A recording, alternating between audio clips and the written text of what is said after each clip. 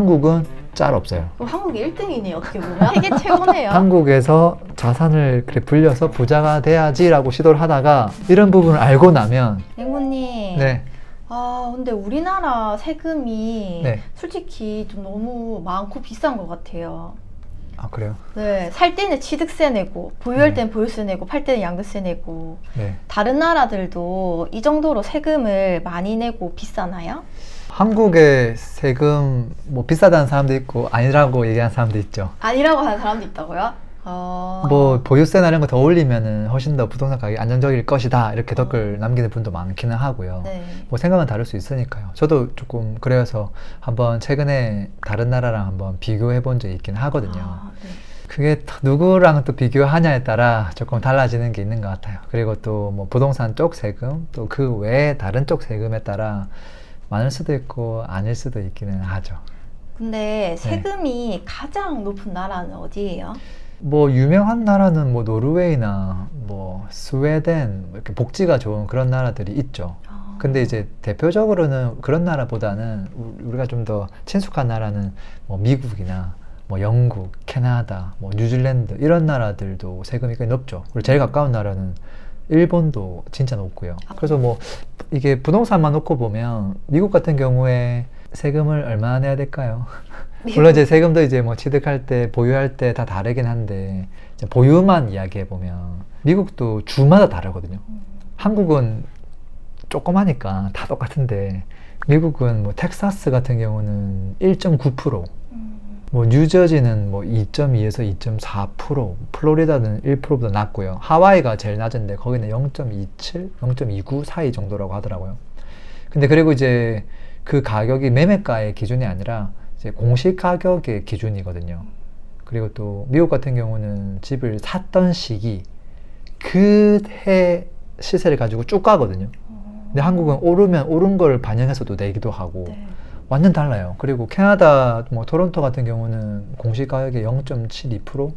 그 퍼센테이지만 들었을 때 이게 높은지 낮은지 감이 안 오잖아요. 한국의 경우는 뭐 대략 0.1에서 0.5 사이다 뭐 이렇게 얘기하긴 하는데 그래도 다른 곳들보다 한국이 좀 저렴해 보이기는 하죠. 진짜 의외다. 생각보다 우리나라가 다른 나라보다 저렴했네요. 한국에는 뭐 부동산 종합소득세라든지 뭐 고가주택에 해당하는 별도의 세금이 있기는 하지만 대중적인 부동산을 놓고 보면 보유세는 조금 저렴하기는 하죠. 네. 근데 아무래도 부동산 쪽 세금을 올리면 네. 사람들이 이제 많이 못 사니까 네. 부동산 가격이 실제로 안정화가 되나요? 사실 그게 이제 관건일 수 있겠죠. 지금 우리가 이 영상을 찍는 이유도 아마도 세금을 높이면 안정화가 되지 않을까? 뭐 이런 생각들 네. 생각해 볼 수 있잖아요. 네네. 그리고 실제 우리나라가 세금이 객관적으로 많이 낮은가, 이제 얼마나 낮은가를 좀 확인해 보는 시간이 좀 필요한 거죠. 자, 그랬을 때 아까 얘기했던 나라들이 다 세율이 높잖아요. 뭐 특히 보유세만 하더라도 물론 다른 건 다르지만 그럼 그 나라들의 부동산 가격은 정말 안정적으로 움직였을까? 미국 거 한번 볼까요? 제가 미국 거 20년치 그래프 갖고 왔습니다. 2008년 금융위기 이후로 한번 쭉 떨어졌죠. 그 이후부터 12년도 바닥을 치고 장기적으로 보면 줄고 상승이잖아요. 와, 근데 여기도 많이 상승했네요. 많이 상승했죠. 네. 코로나 터지고 나서 이 기울기가 확 올라갔어요. 그리고 이제 금리를 한번 탁 올리면서 한번 꼬꾸라졌지만 그래도 길게 상승했던 것에 비해서는 크게 많이 하락한 건 아니죠. 그리고 지금 다시 또 계속 올라가고 있잖아요. 네. 그 다음에 서울하고 미국하고 비교해 볼까요? 네. 상승의 크기가 어느 정도 차이가 나는지. 왜 이렇게 비슷해요, 그래프가? 이건 이제 가격이 아니라 가격을 지수화 시켜가지고 그냥 뭐 이게 금액이 다 다르니까 몇 프로 정도가 올라가는지를 지수화 시켜서 이 두 개를 같이 놓고 비교를 한 건데 큰 차이가 없죠. 진짜 신기하다. 어떻게 이렇게 비슷할 수가 있죠? 주식이 아니잖아요. 이게 어차피 땅값이 올라가는 거다 보니까 미국 땅값이 올라가는 거나 서울의 땅값이 올라가는 거나 큰 차이가 없구나.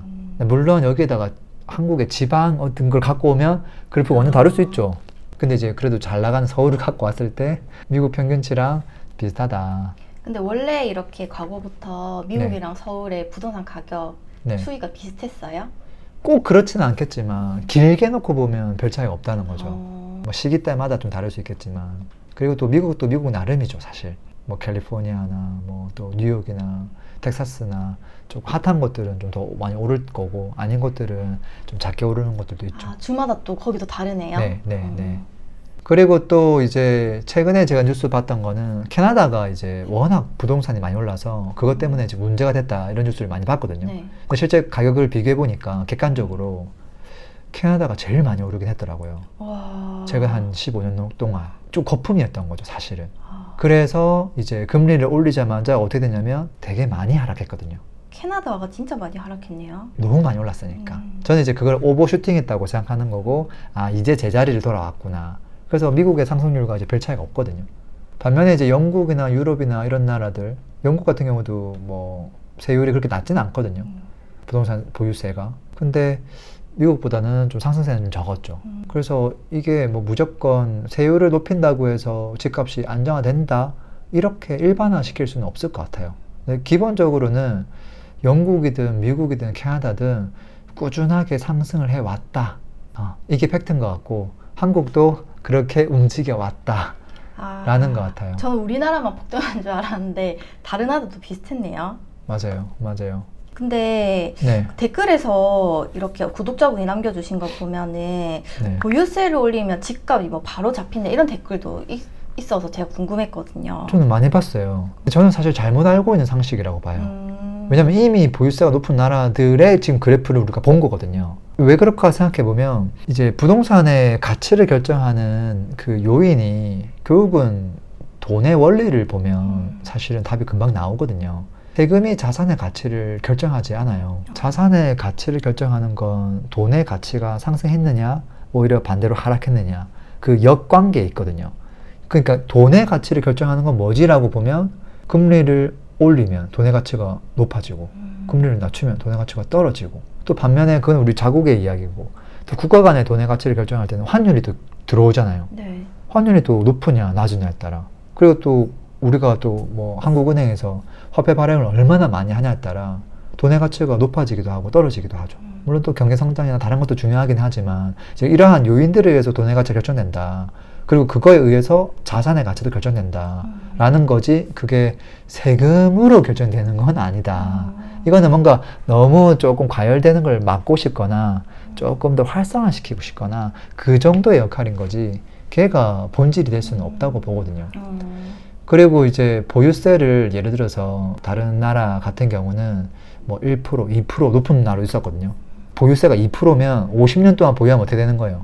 집값이 날아가는 거예요. 세금 내다가. 매년 2%씩 내면. 근데 다행스러운 건 미국 같은 경우는 이걸 오른 금액에서 계속 2%를 때리는 건 아니거든요. 처음에 샀던 금액에서 때리기 때문에 그나마 낫긴 한데 근데 이제 이거를 2%가 아니라 10%? 20%까지 올리면 어떻게 될까요? 아무도 집 못 살 것 같아요. 안 사겠죠. 네. 못 사는 게 아니라 안 사겠죠. 안 사는 거예요. 네. 그리고 과연 그렇게 올릴 수 있을까 정부에서? 라고 보면 뭐 기름이나 뭐 술이나 이런 거 같은 경우는 이제 필수재가 아니다 보니까 뭐 그때그때 조금 세율을 높일 수 있는데 전 국민의 55%가 사실은 내 집을 보유하고 있거든요. 1주택자 이상으로. 그분들에게 그렇게 많은 세금을 내라고 하면 가만히 있지 않겠죠. 그러니까 아마 정부에서도 거기까지는 갈 가능성이 저는 거의 없다고 보기는 하거든요. 그런데 네. 보유세 말고도 다른 세금도 한국이 낮아요? 뭐 세금은 이제 워낙 많으니까 제가 뭐 세금 전문가는 아니니까 모든 걸 다 비교해 볼 수는 없지만 한번 제가 날 잡고 각 잡고 한번 노르웨이랑 한번 비교해 본 적 있긴 해요. 왜냐면 노르웨이가 워낙 뭐 세금을 많이 걷고 복지가 좋고 해서 도대체 그래 복지가 좋은 건 알겠는데 세금을 도대체 얼마나 걷길래 진짜 궁금해가지고 한번 파봤거든요. 노르웨이 소득세만 보면 어떨 것 같아요? 일반인 직장인 입장에서 맨날 월급 받으면 세금 떼가잖아요. 소득세. 네. 한국이 높을까 노르웨이가 높을까? 노르웨이가 높을 것 같아요. 결론만 얘기하면 한국이 높아요. 최고 세율만 놓고 보면. 아 진짜요? 노르웨이가 기본 소득세율이 22%예요. 그 다음에 그 자기가 버는 금액에 따라 누진세율을 붙는데 그게 최대 17.7%까지 붙거든요. 이거 두 개를 합치면 어떻게 될까요? 39점 몇인데 그냥 40%라고 보죠. 너무 높은데요? 노르웨이. 40%가 높은 거예요. 한국은 6에서 45%거든요. 세율 구간이. 연봉이 한 3억 넘는다? 그럼 최고 세율이에요. 내가 막 2천만 원 이하다? 그러면 노르웨이보다 싸네요. 한국이 유리해요. 아, 2천만 원 이하로. 네, 그럴 사람들은 한국이 유리합니다. 한국에서 거주하셔야 돼요. 근데 만약에 내가 1억, 2억, 3억 넘어간다? 연봉이? 그러면 노르웨이가 낫다. 40이랑 45니까 사실 거기도 네. 높긴 높지. 아. 근데 한국이 좀 더 높다는 거죠. 와. 그렇게 세계에서 높다고 얘기하는 노르웨이보다 한국이 더 높더라. 그래도 재밌는 게 뭐냐면 사실 이게 지방세를 빼고 이야기한 거예요. 지방세도 들어가잖아요. 지방세 10% 들어가죠. 네. 근데 노르웨이는 지방세가 22%입니다. 거기도 높네요. 그래서 아까 한국 45%에다가 10% 더하면 49.5%가 돼요. 노르웨이는 맥스가 아까 40이었죠. 네. 22% 때리면 대략 한 49% 돼요. 비슷하네요. 최고 세율은 비슷하네요. 네, 비슷하게 다가오긴 하지만 그래도 한국이 조금 더 높은 것 같기도 해요.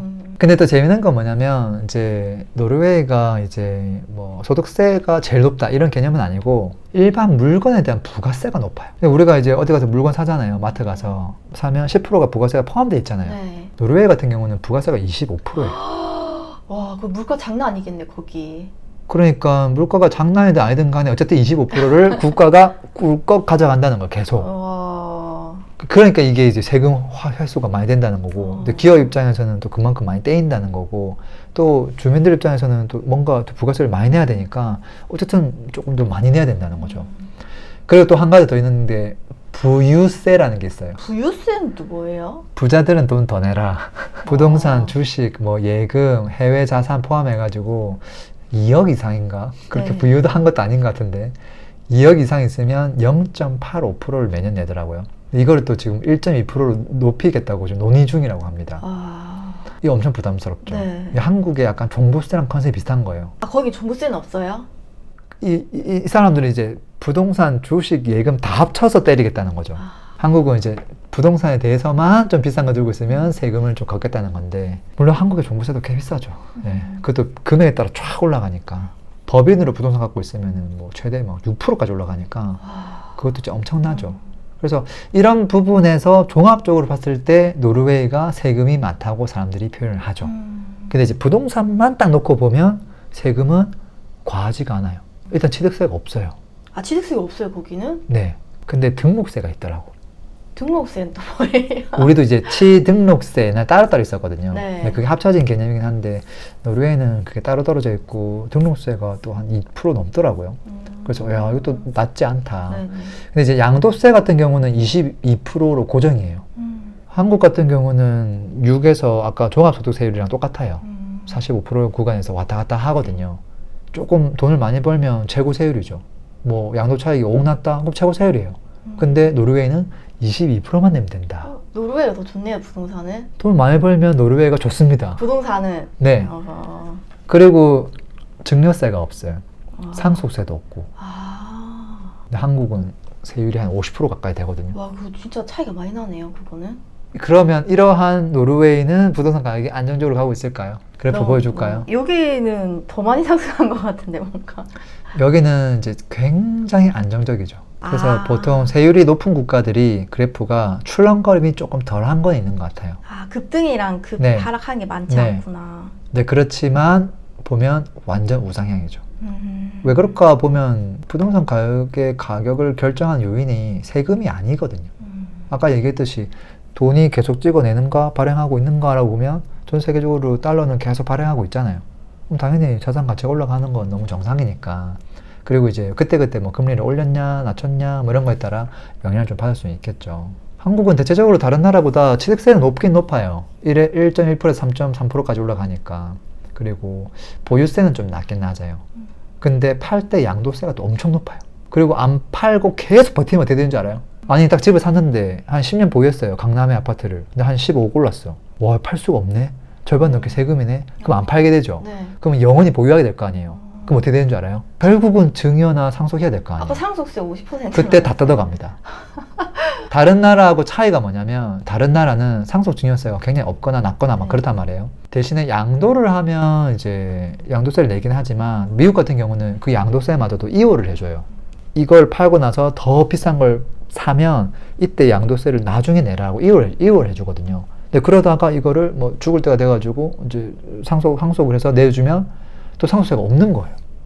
그러니까 그 부가 계속 내려가게 돼 있는데 한국은 어떻게 돼 있냐면 결국은 버티고 버텨도 정부가 가져간다. 이런 구조예요. 이게 좋은 건지 나쁜 건지. 중간에는 덜 뜯어가는데 결국은 한 방에 다 가져간다. 부자들은 이제 안 좋은 거고 일반 서민들은 괜찮은 거네요. 뭐 집값이 안 올라가면 사실은 뭐 그분들은 크게 상관없을 수 있긴 한데 기본적으로 오래 보유하면 자산 가치가 좀 올라가다 보니까 모든 사람들이 이제 연관되어 있죠, 사실은. 그리고 이제 만약에 이제 이번 정부가 바뀌면서 세금을 건들지 않겠다고 했는데 네. 세금을 더 높일 가능성도 꽤 있어 보이기는 해요. 지금도 뭐 높기는 하지만 취득세가 높으니까 제가 봤을 때 건들 건 없을 것 같고요. 양도세도 이미 높으니까 건들 게 없을 것 같고요. 있다고 하면 이제 양도세 중과 유예하는 거 폐지하거나 아니면 결국은 보유세죠. 결국 건들 게 보유세밖에 없거든요. 근데 이제 보유세 중에서 고가주택을 건들면 아무도 말을 안 하겠죠. 그러다 보니까 고가주택에 대한 세금이 종부세거든요. 아파트 가격이 안 높으면 종부세를 안 내요. 아파트 가격이 이제 우리가 이제 인당 뭐 9억씩 공제해주고 그걸 넘어가는 금액에 대해서 이제 세금이 한 번 더 나오는 개념이니까 네. 결국은 이제 고가의 자산을 갖고 있는 분들에 해당하는 세금 종부세 그거를 어떻게 하면 더 높일 수 있을까 그 계산 방식에 보면 여러 가지 변수가 있거든요. 그 변수에 들어간 항목들을 다 올리는 거죠. 뭐 공정시장 가액이라는 것들을 올린다거나 뭐 그렇게 할 수 있죠. 그리고 이제 실제 그 가격 측정 자체가 공시가격 대비 세금을 측정하게 돼 있는데 매매 가격이 아니라 지금 매매가랑 공시가격이 50%가 안 되는 경우도 많아요. 집값은 30억인데 공시가격이 15억도 안 되는 거예요. 너무 차이 나잖아요. 네. 왜 차이 나냐면 이게 원래는 20억이었는데 지금 갑자기 오른 거예요. 근데 공시가격은 매달 오르는 개념은 아니거든요. 1년에 한 번 측정하거든요. 그러다 보니까 차이가 지금은 많이 나는 상태인데 내년이 되면 공시가격을 다 측정하겠죠. 그럼 쫙 올라오겠죠. 근데 올라와도 보통 한 70%에서 왔다 갔다 하거든요. 근데 이거를 90%까지 끌어올릴 수도 있죠. 실제 어떤 국가는 그렇거든요. 공시가격을 90%를 유지해 이런 나라도 있거든요. 그러니까 공시가격을 좀 더 올린다거나 뭐 그럴 수도 있죠. 그럼 만약 떨어지면 공시가격도 다시 떨어지는 거예요? 그러긴 하죠. 그래서 아까 우리가 처음에 이야기했던 부동산 세금을 올리면 과연 이게 안정적으로 될 수 있냐 아파트 가격이 그거는 이제 어렵다는 거는 확실한 것 같고요. 한국에서 이제 만약 이번 정부에서 세금을 더 올리면 돈이 작은 경우는 어떻게 될까요? 당연히 그 세율을 보고 다른 데로 이동할 수도 있겠죠. 근데 이제 지금처럼 종부세만 건들면 여전히 사람들은 부동산 관심이 있을 거예요. 좀 저렴한 아파트도 많으니까. 근데 이제 조금 자산가 분들의 입장에서 생각해보면 너무 부담스러운데 느낄 수 있죠. 그럼 그 사람들은 돈을 다른 곳으로 자꾸 바꾸겠죠. 뭐 주식이나 비트코인이나 이런 쪽으로. 근데 이제 거주하고 있던 집 한 채, 이 집을 팔고 넘어가는 건 쉽지 않아 보이긴 해요. 그러면 세금으로 집값을 잡는다는 건 잘못된 거네요? 쉽지 않다고 보는 거죠. 그냥 좀 브레이크를 거는 정도가 되지 않을까. 그리고 최근에도 이제 대출 규제를 했잖아요. 네. 세금 규제를 한 게 아니라 왜 대출 규제를 했을까? 세금부터 안 올리고 이게 더 빠르거든요. 지금 한 게 이거죠. 6억까지만 대출해주겠다. 대출 규제. 두 번째는 뭐죠? 원래 주택담보대출 금리가 지금보다 낮아요. 정상이거든요. 기준금리를 보면. 근데 의도적으로 많이 못 낮추도록 막고 있죠. 그러니까 금리를 높게 유지하고 대출을 작게 해주고 결국은 지금 금융통제하고 있는 거거든요. 그래서 급등을 조금 막아보려고 하는 거죠. 근데 큰 물줄기는 뭐냐? 앞으로의 미국 금리 인하, 그 다음에 환율 변화, 그 다음에 한국에서 통화량을 얼마나 찍어내고 있는지, 그 다음에 이제 내부적으로는 좀 공급이 얼마나 부족한지 뭐 이런 것들이죠. 그게 큰 물줄기죠. 그걸 보면 야, 집값 상승을 막는 건 사실 현실적으로 쉽지 않다 이런 생각은 듭니다. 그러면 랭구님이 네. 생각하기에 우리나라의 최악의 세금 한 가지만 뽑는다면 뭐예요? 뭐 당연히 세금을 내야 되는 건 맞는데 네. 야 그래도 좀 과하다 싶은 것들이 있기는 하죠. 뭐 하나만 뽑으라고 하면 저는 상속세가 아닐까 싶어요. 아까 전에 50%. 그러니까 증여랑 좀 다르거든요. 상속세는. 예를 들어서 내가 만약에 비트코인 말고 이더리움을 내가 만든 창시자야. IT 천재라 가지고 네. 한 3년 만에 진짜 떼부자가 됐어. 근데 갑자기 그 다음 달에 내가 죽어버렸어요. 그럼 밑에 자식들이나 배우자가 있을 거 아니에요. 이 사람들은 아마 채무자가 될걸. 그러니까 상속세를 못 내가지고 이 많은 자산을 물려받아야 되는데 네. 세금 내야 될 거 아니에요. 물려받고 세금 내면 안 돼요. 세금이 없어서 이해를 못 받는 경우가 많아요. 그래서 회사 같은 경우도 마찬가지로 그 낼 돈이 없어가지고 그냥 일반인에게 매각하는 경우도 많죠. 그리고 또 재밌는 건 뭐냐면 이게 한국은 배우자에게 줄 때도 자녀에게 줄 때도 무조건 상속세가 나오거든요. 배우자한테 주는 것도 상속이라고요?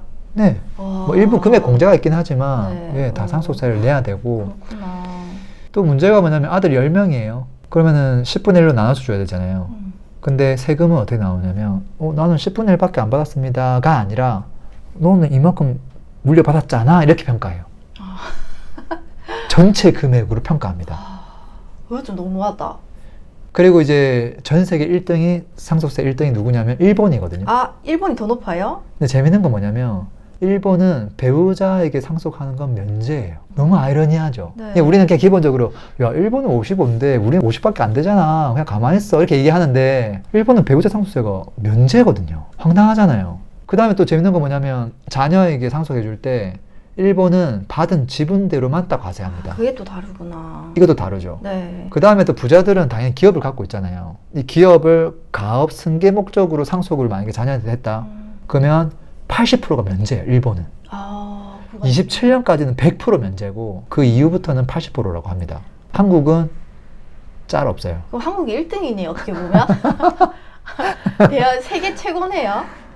제 생각엔 그렇습니다. 그래서 애초에 이제 한국에서 자산을 그래 불려서 부자가 돼야지라고 시도를 하다가 이런 부분을 알고 나면 애초에 부자가 안 될 사람들은 뭐 큰 부담 없으니까 그냥 살아요. 근데 내가 올해 10억을 벌었는데 갑자기 그 다음 해 100억을 벌고 1000억 뭐 이렇게 벌기 시작하잖아요. 그럼 다 해외로 나가는군요. 그러면 이제 해외로 나갈 생각을 하죠. 실제 그 스웨덴하고 노르웨이 같은 이런 나라들이 원래 상속세가 있었어요. 네. 굉장히 높았거든요. 근데 부자들이 계속 이민을 가버리는 거예요. 기업을 가지고 해외 다 가버리고 하니까 결국은 2005년도, 2004년도에 상속세를 폐지했어요. 그런 나라들도. 다행히 한국은 이민을 좀 적게 가는 게 아닌가 이런 생각을 합니다. 오늘 이거 너무 재밌었어요. 세금 이야기. 네, 물론 이제 제가 세금 전문가는 아니다 보니까 그리고 또 세금이라고 하는 게 더 디테일하게 들어가면 막 변수가 있고 뭐 어떤 경우는 또 뭐 몇 프로가 되고 하는 게 있다 보니까 제가 이 조사한 내용에 오류가 있을 수도 있습니다. 조금 감안하고 들어주시면 좋을 것 같습니다. 오늘도 감사합니다. 네, 오늘도 들어주셔서 고맙습니다.